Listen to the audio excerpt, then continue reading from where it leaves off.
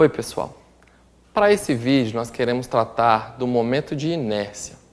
Então, nós separamos aqui uma abordagem que vai incluir as nossas famigeradas coordenadas cilíndricas, para vocês verem uma aplicação bonita desse tipo de coordenadas nas integrais triplas. Vejamos. Inicialmente, eu estou considerando aqui um cilindro que está aqui deitado. O meu cilindro tem raio R e comprimento, altura, ou o comprimento do eixo aqui, L. E eu coloquei o meu eixo X, como o cilindro está deitado, eu coloquei o eixo X exatamente no eixo do cilindro aqui. Ou seja, vai passar pelo centro do cilindro, do centro dessa face até o centro da outra face. Basicamente é isso. E eu quero te explicar rapidamente algumas coisas sobre o momento de inércia. Tá? Eu vou começar tomando aqui um pequeno elemento de massa, um pedacinho de massa do meu cilindro. E eu quero te dizer, o momento de inércia nada mais é do que a resistência que esse pedacinho de massa oferece para se acelerar numa rotação em torno desse eixo. Então, se eu quiser rolar o cilindro e eu aplicar aqui um torque, qual é a resistência que esse elemento oferece? O momento de inércia faz o papel da massa, no caso da translação. Só que aqui a gente está tratando de uma rotação.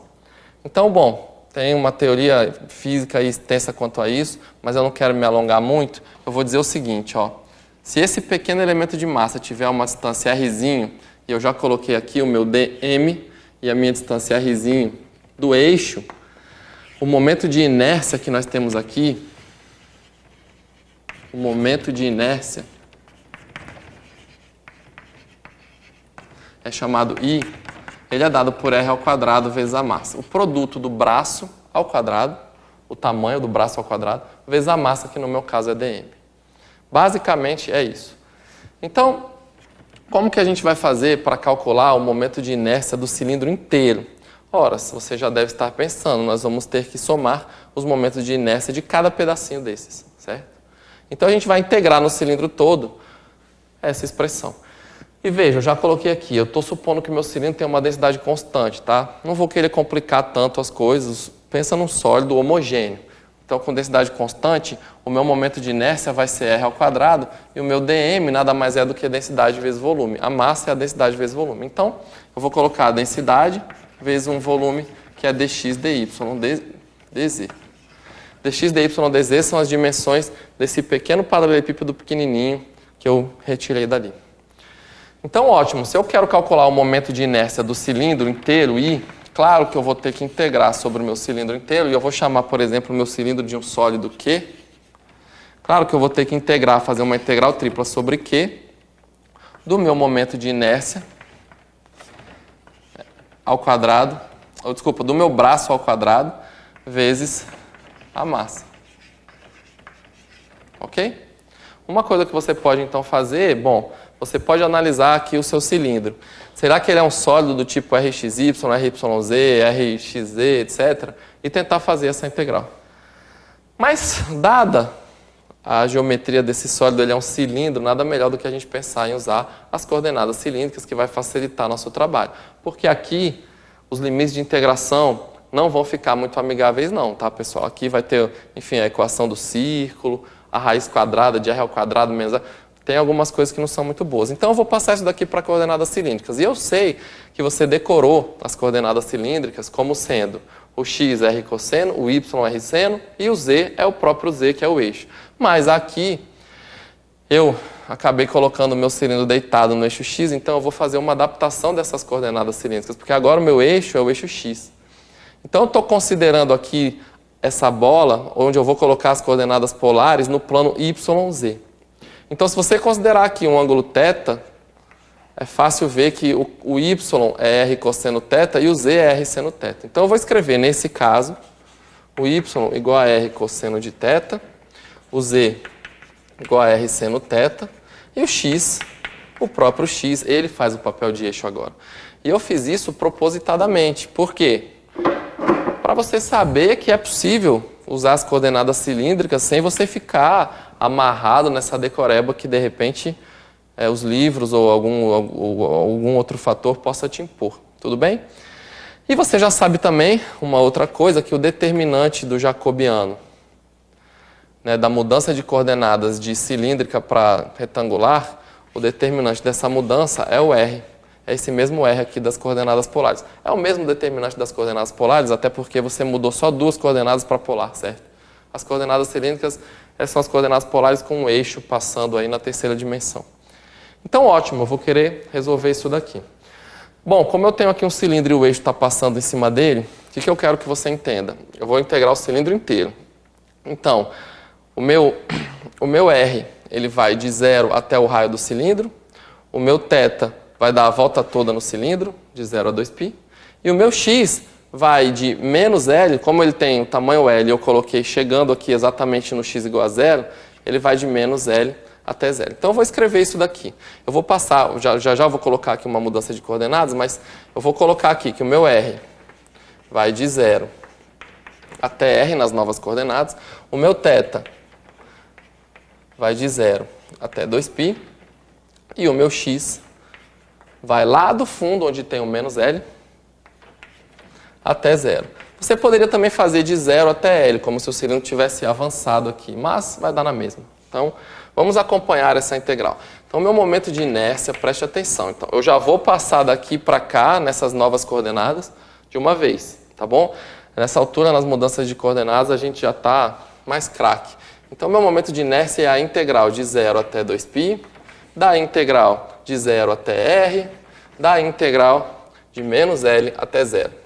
Veja que aqui todos os limites de integração são iguais. Isso quer dizer o quê? Que no seu domínio Q barra, o seu domínio nas coordenadas θ, R e x, você vai ter um novo sólido que é um paralelepípedo. Então é muito fácil, porque aqui já está descrito esse novo sólido. Então eu vou colocar a mesma função que eu tinha antes, tudo bem? Eu vou colocar a minha distância aqui, presta atenção aqui, rapidamente, hein?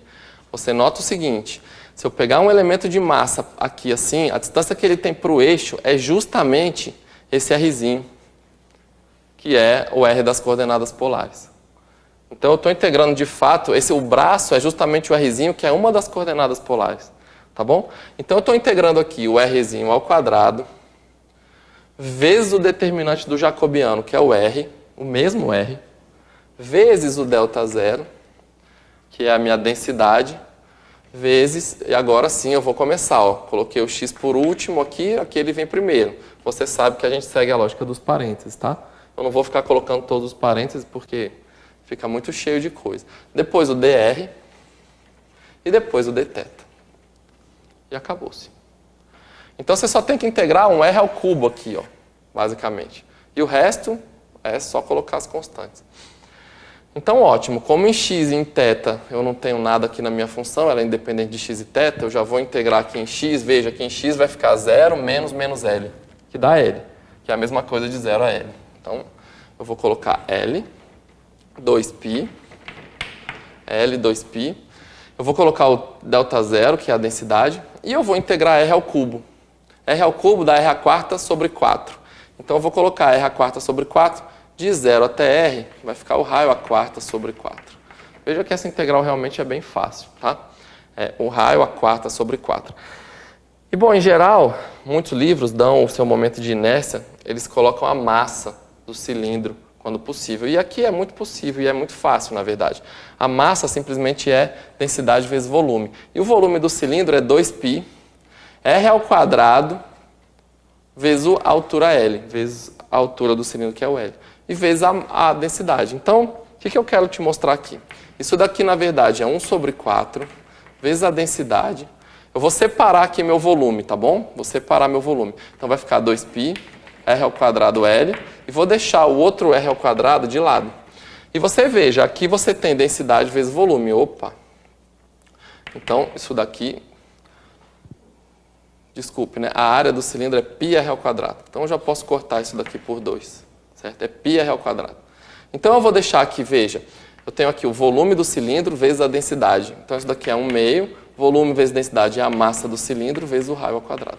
E esse momento de inércia é conhecido, tá, pessoal? O momento de inércia pelo eixo central do cilindro é 1/2 da massa vezes o raio do cilindro ao quadrado. É interessante notar que não depende da altura do L, certo? Porque a dificuldade de você rolar o cilindro aqui, o L já está embutido na massa. Na verdade, depende, né? Mas ele já está embutido na massa. Então, se você tiver dois cilindros de mesma massa e mesmo raio, você não vai mudar o seu momento de inércia. É interessante esse resultado. Ótimo. Então, a gente achou um resultado clássico, 1/2 da massa vezes o raio ao quadrado.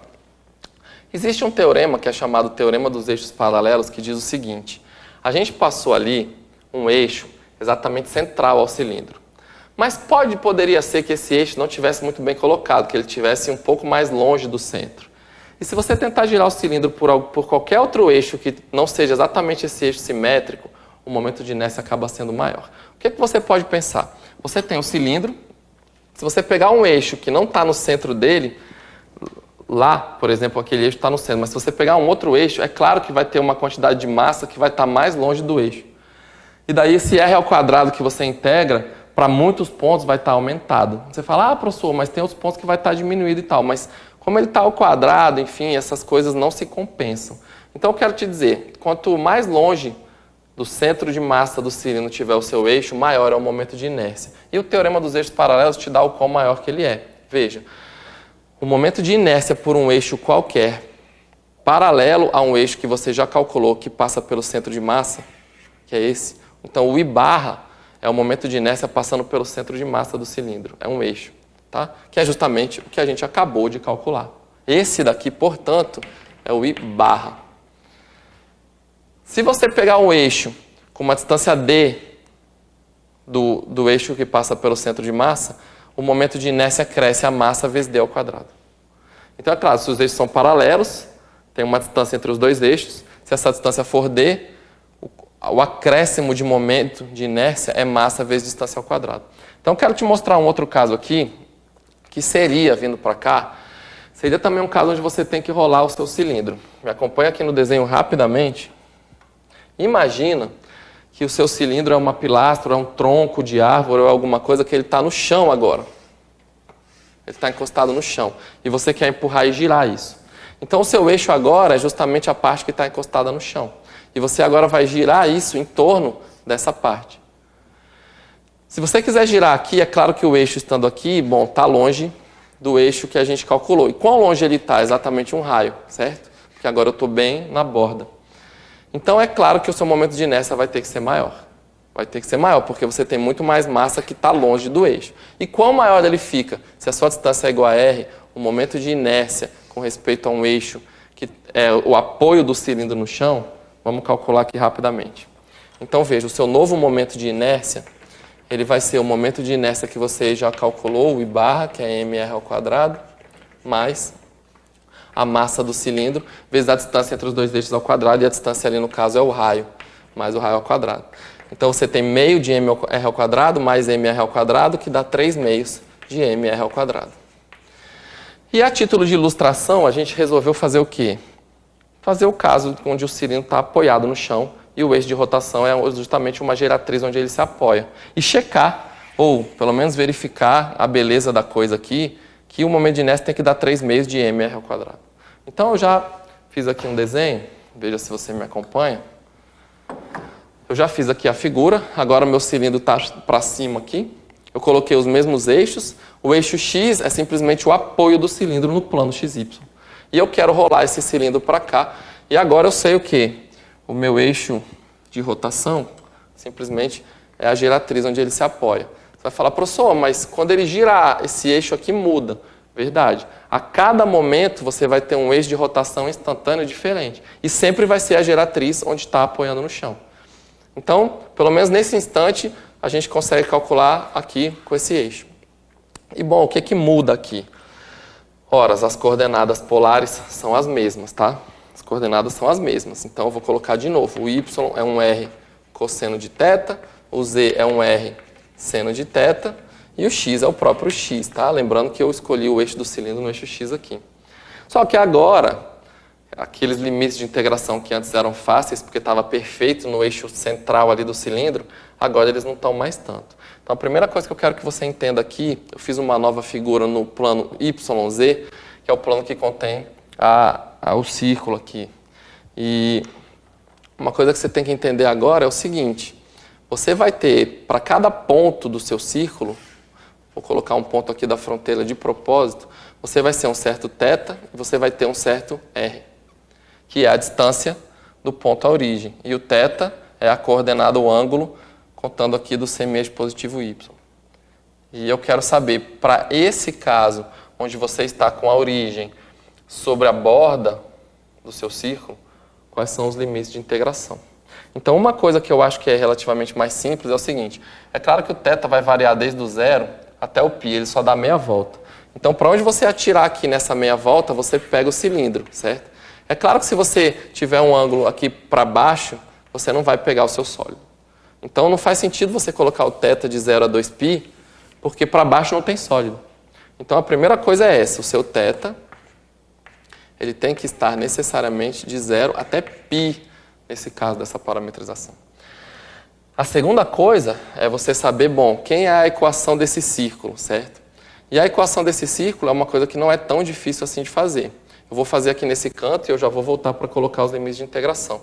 Então, quem é a equação do círculo? Você vai anotar. O círculo tem um centro aqui que está no ponto 0R, tá bom? E, bom, basicamente, toda a distância de qualquer ponto aqui tem que ser constante igual a R. Então, ele é simplesmente um y ao quadrado mais um z menos r ao quadrado igual ao raio ao quadrado. E é daqui que vai sair o seu limite de integração no raiozinho. Tá? Eu quero te explicar aqui rapidamente antes.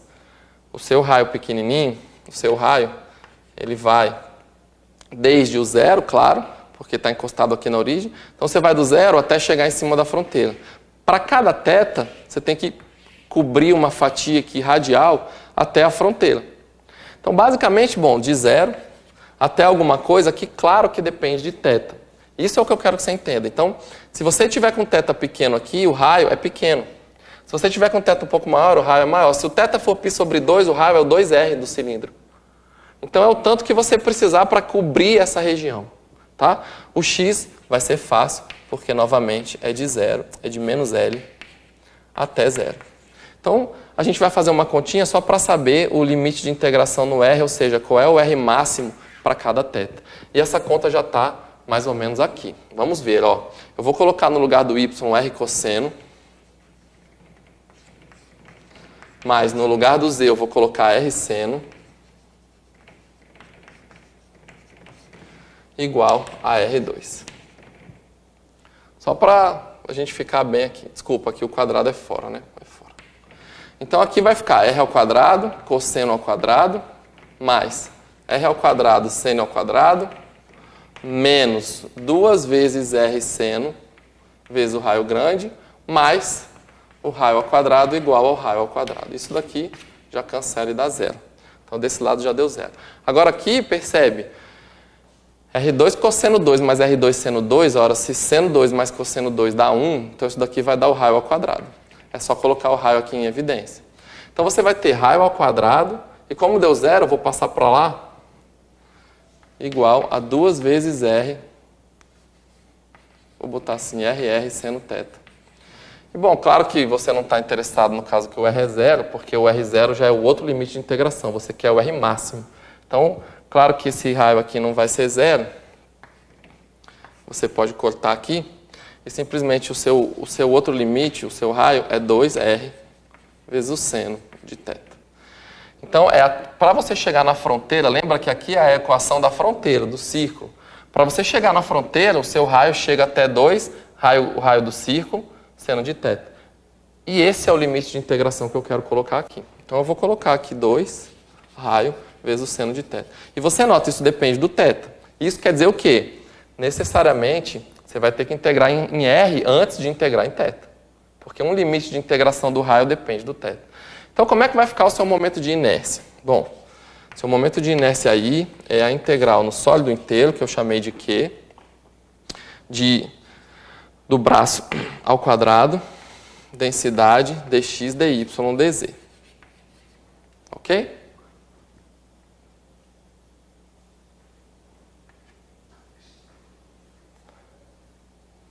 Dx, dy, dz. Que é igual... Desculpa, agora eu vou colocar as integrais. Isso daqui é integral, então, de menos L até 0 em x, da integral de 0 até π em θ, da integral de 0 até 2r seno de θ. De quem? Bom, você tem aqui o braço ao quadrado. Veja que o raio, de novo, é o mesmo raio das coordenadas polares. É a distância do ponto até a origem, que é onde está o seu eixo. Então, é a distância da massa até o eixo. E eu vou colocar aqui, claro, agora um r ao quadrado vezes o raio, porque eu mudei as coordenadas para cilíndricas. Vezes o ΔZ. E agora tomando cuidado com a ordem de integração. Aqui vai ficar dr, aqui eu integrei em θ dθ, e aqui eu integrei em x dx.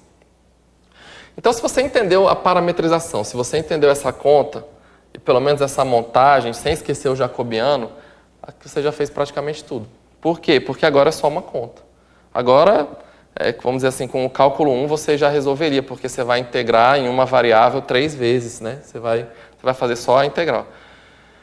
Então, eu queria muito que você entendesse. Primeiro, bom, em x não tem mistério nenhum, tá? De menos L a 0 ou de 0 a L. Em θ, não é mais de 0 até 2π, é de 0 a π. E em R, nós achamos o limite de integração que depende de θ. Então, eu vou continuar essa conta, eu vou afastar aqui meu quadro. E vamos continuar a conta aqui, ó. Eu quero passar essas integrais todas, eu vou continuar, então, fazendo. Bom, de menos L até 0 em x dá L. Em θ eu ainda não posso integrar, mas eu posso tirar o ΔZ. E eu já vou integrar aqui o R ao cubo. E o meu R ao cubo vai ficar, então, eu vou colocar de 0 até π em θ. Eu vou ter R à quarta sobre 4 aplicados de 0 até 2R seno de θ. E isso aqui é a integral em dθ. Então, eu efetuei a integração em R ali. Tá claro? Bom, isso é L, integral de 0 até π. E quando eu colocar aqui no meu R à quarta, o 0 não vai dar nada, mas aqui vai ficar 2 à quarta vezes R à quarta vezes o seno de θ à quarta. Ok? Ok? Tudo isso dividido por 4. dθ. Aqui aparece por que você tem que integrar em dθ depois. Quer dizer, você integra em R, tem um θ aqui no limite de integração, claro que vai aparecer uma função de θ. Vou simplificar aqui. Aqui vai ficar 2 só, né? Porque era 2 à quarta sobre 4. E vou colocar essas constantes aqui para fora. Veja aqui como é que vai ficar. L vezes 4L, no caso, 4L ΔZ R à quarta vezes a integral de 0 até π de seno à quarta de θ dθ. Pronto. Então, basicamente, essa agora é a integral que você tem que resolver. Você fala, poxa, professor, integral de seno à quarta. Tem certeza que é isso mesmo? É isso mesmo. Como é que você vai fazer para fazer a integral de seno à quarta? Bom, dá para lembrar rapidamente duas transformações trigonométricas aqui. Uma delas diz que o seno ao quadrado de algum ângulo é 1 meio de 1 menos o cosseno do arco duplo. Isso daqui dá para você provar com expressões que você já conhece, né? Sabendo que o cosseno do arco duplo, o cosseno de 2θ, é cosseno ao quadrado de θ menos seno ao quadrado de θ. E sabendo que o cosseno ao quadrado mais seno ao quadrado dá 1. E a outra é simplesmente essa, 1 meio de 1 mais cosseno de 2θ. Certo? Então, o que é que você faz? Você não quer o seno à quarta? Ora, você então eleva isso ao quadrado. E aí você vai ter o seno à quarta. Tudo bem? Bom, então você vai ficar com o seno à quarta de θ igual aqui agora ao quadrado 1/4 de 1 menos 2 cosseno de 2θ mais cosseno ao quadrado de 2θ. Então, no caso, para integrar seno à quarta, você tem que integrar isso. Cosseno de 2θ é fácil. O problema aqui é o cosseno ao quadrado de 2θ. Ora, mas como você faz o cosseno ao quadrado de alguma coisa? Assim. Então, aqui você tem o cosseno ao quadrado de 2θ. Então, aqui você vai ficar com essa mesma expressão. Como aqui é 2θ, aqui vai ficar 4θ. Então, nós vamos ficar com, atenção, 1/4 de 1 menos 2 cosseno de 2θ mais, vou colocar aqui então agora 1 meio de 1 mais cosseno de 4θ, ok? é sempre o dobro do arco que está ao quadrado. Então, como aqui está cosseno ao quadrado de 2θ, aparece aqui o cosseno de 4θ. Você tira um quadrado e ganha um dobro do arco. Basicamente é isso. Claro que ganhar o dobro do arco é muito bom para integral, né? Porque integrar isso aqui é fácil. Então, só para a gente finalizar essa conta, isso daqui vai ficar agora, eu vou colocar 1/8. Presta atenção, hein? Eu tenho aqui 1 mais 1/2, que daria 3/2. Como eu já tirei o meio aqui, 1/8, vai ficar 3. Esse é um ponto mais importante para você entender. Então, eu vou ficar com 3/2, eu vou tirar a parte meio, já vou multiplicar o 4 aqui no denominador, vai sobrar 3. Depois, menos. Aí eu tenho aqui menos 2 cosseno do arco duplo. E como eu multipliquei aqui por 2, vai ficar 4 cosseno do arco duplo. E depois eu teria 1/4 com esse 1/2 do cosseno do arco quádruplo. Mas aí, como o meu 1/8 já está fora, eu vou ter mais cosseno de 4θ, ok? Então, o seu seno a quarta nada mais é do que essa expressão toda. Tá bem claro? Ótimo, então é isso que a gente vai integrar. Você fala, professor, mas isso ficou um monstro, tá uma coisa horrível, como é que eu vou fazer? Calma, vai dar tudo certo. Vamos para cá junto comigo. Então, eu vou ficar com 4L delta R², vezes a integral de 0 até π, e eu vou copiar a minha expressão lá, ó. 1/8 de 3 menos 4 cosseno de 2θ mais cosseno de 4θ dθ. Passei daqui para cá. Às vezes o aluno se assusta, cresceu o negócio tal, parece que aqui era mais fácil, né? Mas essa potência quarta é indigesta na integral. E agora o que eu quero que você perceba finalmente? Horas, quando você integra cosseno de 2θ, vai dar seno de 2θ por 2. Quando você integra cosseno de 4θ, vai dar o seno de 4θ sobre 4. Mas o que é o mais importante dessa história? É que você está integrando de 0 até π. Então, como aqui tem 2θ, no fundo, essa função está indo desde o 0 até 2π. E essa do 0 até 4π horas. A função seno, que vai ser a função aqui que você vai integrar, de 0 até 2π dá 0. Ela é cíclica. Então, não precisa. O fato é, essa integral aqui dessas duas partes vão dar 0 por conta do seu intervalo de integração. E sabe quem é que sobrou? O 3.